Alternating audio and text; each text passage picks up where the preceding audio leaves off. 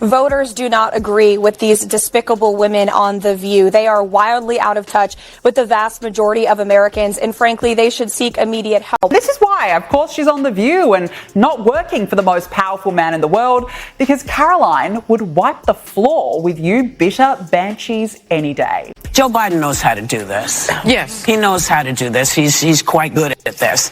And you know, you can't refute anything with him because he just, when I say him, I mean... He rambles. Trump. Yeah. He tends to just... But can I mention one thing? A few days ago, we showed you the heated exchange between new White House Press Secretary Karoline Leavitt and Whoopi Goldberg. But due to time constraints, we couldn't share all the details, including some truly shocking reactions. So buckle up because what you're about to see is unbelievable. And if you don't want to miss more moments like this, make sure to hit that subscribe button. I, too, am a working mom and always have been. I've been a professional woman since I graduated from college or law school.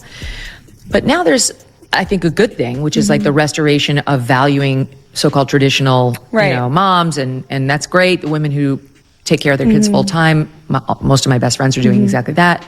But it seems like in the right, there's like a bit of a shift toward like, you can't do what Karoline's doing. That's actually like an unsafe or a dangerous or a bad choice for families, for children, which I reject wholesale, but you hear it more and more. Yeah. Do you hear that? And what do you think of it? Right away, the usual crowd lost it, doing what they do best, shaming and attacking instead of debating. Because if you dare outsmart Whoopi Goldberg, her online army will come after you, and nothing is off limits. Not your arguments, not your character, and certainly not your family. So, how did they respond after Karoline Leavitt put Goldberg in her place on national TV? Did they challenge her facts or professionalism? Not at all. Instead, they went full 1950s and questioned why a mother of a 7-month-old was even working. Yes, the same people who insist women can do it all suddenly decided this particular working mom had crossed a line. Apparently, if you embarrass a talk show host, you're supposed to stay home and bake cookies. The hypocrisy is off the charts. I would reject that it's a bad choice. Is it a tough choice? Absolutely. You know, as a mother, you want to be with your child 24/7. You have that maternal instinct. 27. Yeah. Not all the time. Well, right now, yes, because he's 7 months and just squishy and lovable, but I'm sure that will change. You do have that maternal instinct, but also recognizing like, I'm doing this work for my son and for all children to make this country better.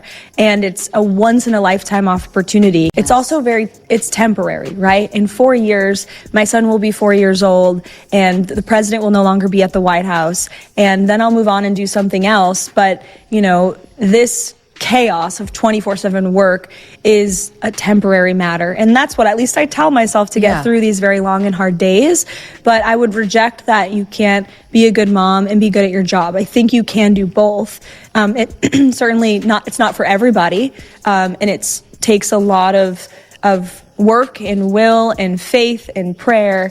And it's hard, but it can be done. And, I would reject that. And just like that, Karoline Leavitt shuts down the outrage with ease, like using a sledgehammer to swat a fly. She calmly states what should be obvious. Yes, women can balance motherhood and a career without choosing one over the other. Groundbreaking, right? Someone alert the think tanks. But here's where Leavitt really flips the script. She embraces traditional values without apology. She acknowledges that juggling work and raising a child is tough and not for everyone. A shocking concept, I know. Unlike the left's you can have it all, or you fail feminism mindset, Leavitt offers a more mature take. She makes it clear that women who choose full-time motherhood deserve just as much respect as those climbing the corporate ladder. In the end, Leavitt doesn't just win the argument. She exposes the left's hypocrisy for what it really is, performative empowerment mixed with a dose of mom shaming. But if you thought they couldn't sink any lower, just wait, because their latest conspiracy theory takes things to a whole new level. I mean, I gotta ask you, because they said it, are you aware of any plots from Elon Musk to push President Trump down the stairs? Absolutely not. Let me be unequivocally clear about that. And watching this clip, I couldn't help but think how ironic that Whoopi Goldberg and Joy Behar and the rest of the ladies on The View spend their time calling Republicans the conspiracy theorists. But they have been wrong about everything they have said over the last couple of years. They likened President Trump to Hitler. They have mocked him, they have shamed him, they have lied about him consistently on their show. And it was a joy to watch them on November the 6th when they realized that tens of millions of Americans do not listen to the lies that they have spewed. These women are completely out of touch with reality. Yes, you heard that right. The same left that loves to call itself a champion of facts, evidence, and logic has officially traded in its science-backed yard signs for tinfoil hats. They've sunk to the level of conspiracy theorists you'd expect to see ranting on a street corner with a cardboard sign. And their latest wild theory? Brace yourself. Apparently, Elon Musk, the guy revolutionizing space travel and transportation, is secretly plotting to take down Trump by pushing him down the stairs. Yes, really. Because nothing screams billionaire master plan like playground-level tactics. And leading this intellectual crusade, none other than The View's finest, the daytime talk show hosts who seem to think they're running a congressional hearing from their coffee table. Why? Because Karoline Leavitt dared to take down their queen bee, and now they're out for revenge. So, who do they go after? Leavitt's boss, Donald Trump, and his ally, Elon Musk. It's like watching satire write itself.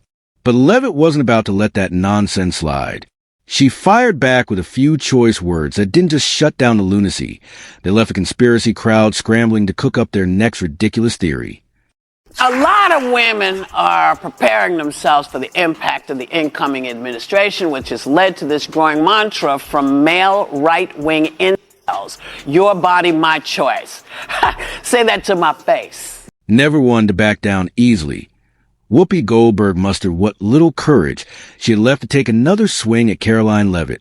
But, of course, she did it indirectly, because even she knows what happens to anyone foolish enough to challenge Leavitt head-on. So instead of going after Leavitt directly, Goldberg took the coward's route and aimed her attack at Trump.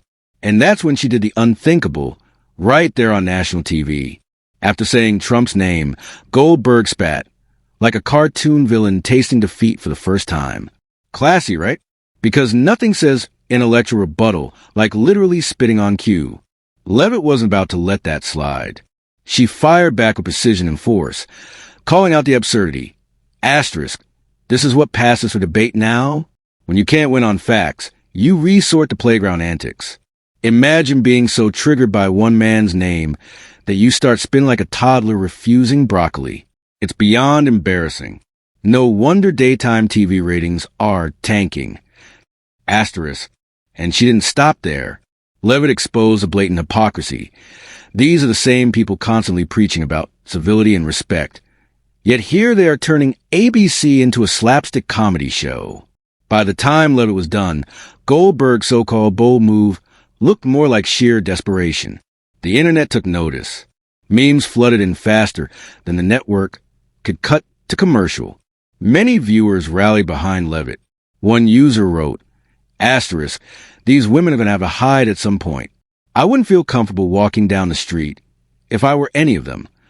Asterisk, others pointed out that Goldberg didn't just insult Trump.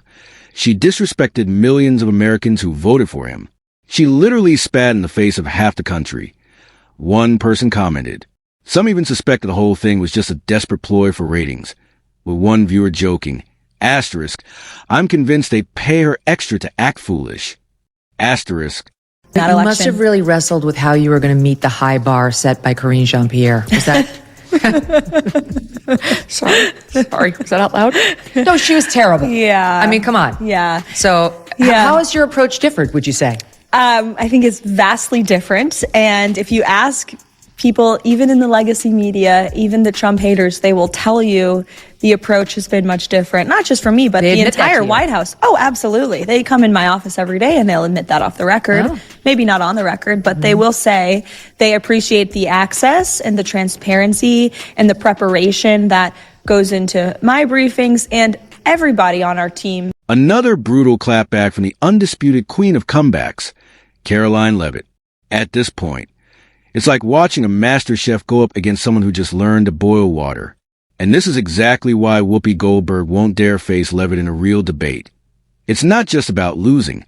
It's about getting completely obliterated in front of millions. Whoopi might be loud, but noise doesn't win arguments. Leavitt plays chess while Goldberg is stuck playing checkers, with half the pieces missing. Every insult Whoopi throws gets sent right back, sharper and with a side of asterisk, bless your heart. Asterisk, deep down, Whoopi knows the truth. She can put on a show from the comfort of the View's echo chamber all she wants. But in a real debate, it'd be a knockout before the first commercial break. And with that, we wrap up today's episode. If you enjoyed our sharp take on the latest political buzz, don't forget to like and subscribe for more thought-provoking content. Thanks for watching, and we'll see you in the next one.